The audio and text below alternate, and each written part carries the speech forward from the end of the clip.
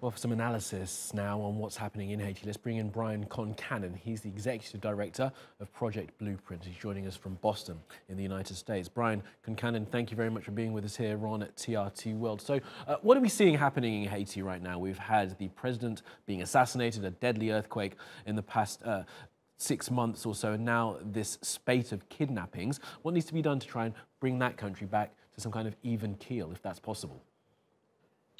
If you look at the kidnappings, and I think this analysis applies to many of Haiti's other problems, you have both long-term and short-term causes. The gangs are there because, in part, because over the last 30 years, you've had urban migration, you have poverty, and you have a decreasing ability of the government to provide basic government services. In any country, those conditions are going to lead to gang activity. But more specifically, over the last 10 years, the government, led by the PHTK party, has been looting the treasury, which decreases government services, but they've also been supporting gangs.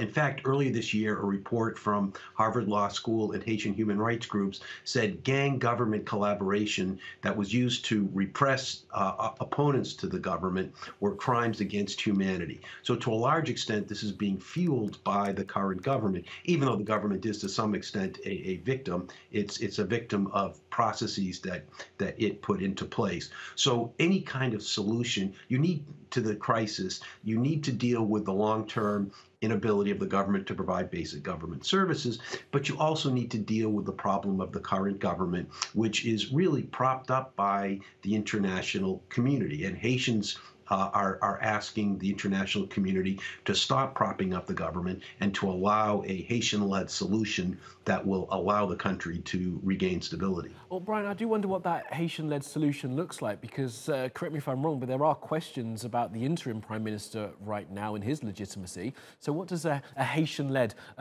rehabilitation for this country look like, do you think?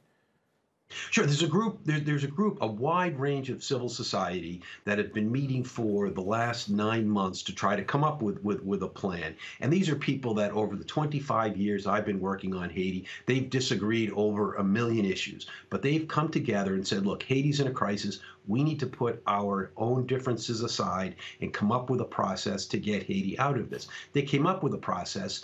It's called the Montana Accord, after the hotel where it was signed.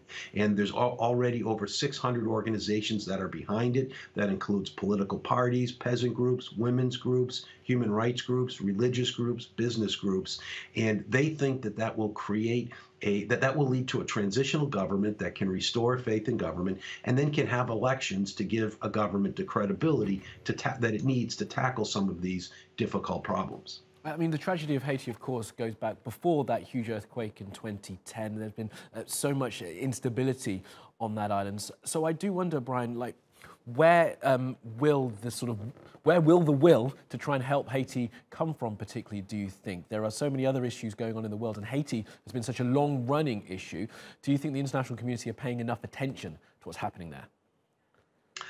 Haitians would say that in many ways the international community is paying too much attention. So they recognize that they need the international community's help. But what they really want is for the international community to stop interfering in their internal politics and allow them to take control of their own destiny. So I think what first has to happen is the international community, led by the United States, but also European countries, Canada, they need to stop propping up the current government that has led to many of these problems. And then we can talk about how the international community can actually support Haiti's democracy in a constructive way that will lead to a sustainable solution, which most Haitians are confident is possible.